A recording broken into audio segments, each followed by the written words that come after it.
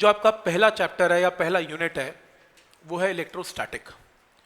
Electrostatic एक branch of physics है जो चार्जेस को स्टडी करती है और चार्जेस में डील करती है। जैसे थर्मोडायनेमिक्स ब्रांच ऑफ फिजिक्स है जो हीट को स्टडी करता है, उसी तरीके से ऑप्टिक्स एक ब्रांच ऑफ फिजिक्स है जो लाइट को स्टडी करता है।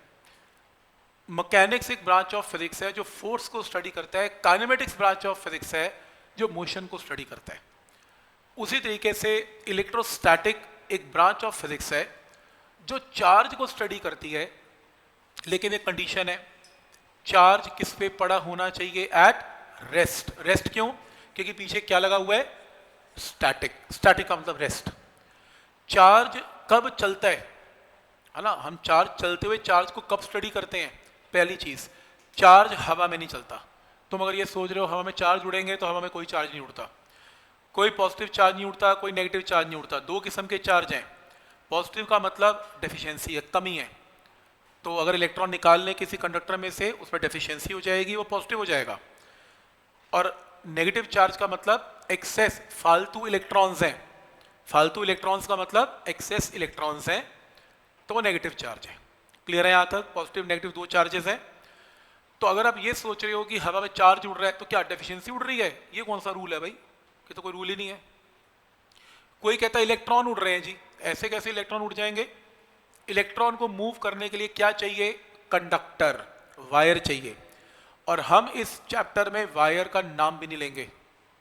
क्यों? क्योंकि जब वायर आ गई, इलेक्ट्रॉन मूव कर गया, पोटेंशियल डिफरेंस हो गया, तो करंट जनरेट हो गया, और चैप्टर का नाम क्या बन जाएगा? करंट एंड इलेक्ट्रिसिटी, जो अगला यूनिट है, इससे 1 या 1.5 महीने के बाद चलेगा।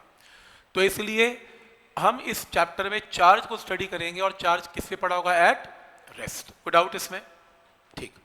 अब आप कहोगे सर इसको क्या स्टडी कर लोगे? बताओ यार, चार्ज पड़ा है, बताओ मैं क्या स्टडी करूं उसके अंदर?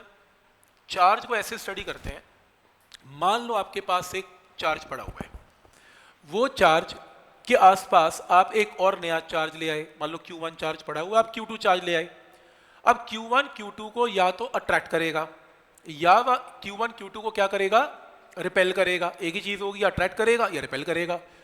कितनी फोर्स से अट्रैक्ट या रिपेल करेगा? इस स्टडी को क्या बोलते हैं? कौन सा यूनिट है? इलेक्ट्रोस्टैटिक। फोर्सेस डिस्कस करेंगे, फोर्सेस कैलकुलेट करेंगे, ये इलेक्ट्रोस्टैटिक है। तो इसके अंदर और भी चीजें हैं। वो चार्ज अपने आसपास कितना इलेक्ट्रिक फील्ड लगा रहा है, जैसे अर्थ ग्रेविटेशनल फील्ड लगाती थी, चार्ज इलेक्ट्रिक फील्ड लगाता है। तो वो चार्ज कितना इलेक्ट्रिक फील्ड लगा रहा है, ये भी डिस्कस करेंगे।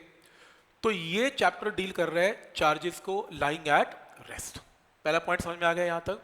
दूसरा, अब इसके अंदर इलेक्ट्रोस्टैटिक में study of charges lying at rest, दो किस्म के चार्जेस हैं, पॉजिटिव एंड नेगेटिव।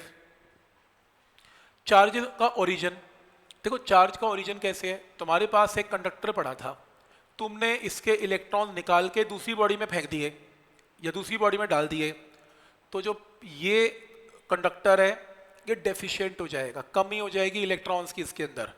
तो ये कौन सा चार्ज एक्वायर कर लेगा? पॉजिटिव।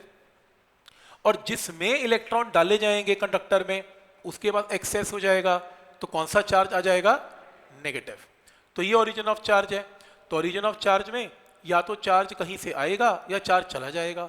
अगर तो चला गया पॉजिटिव, आ गया तो नेगेटिव।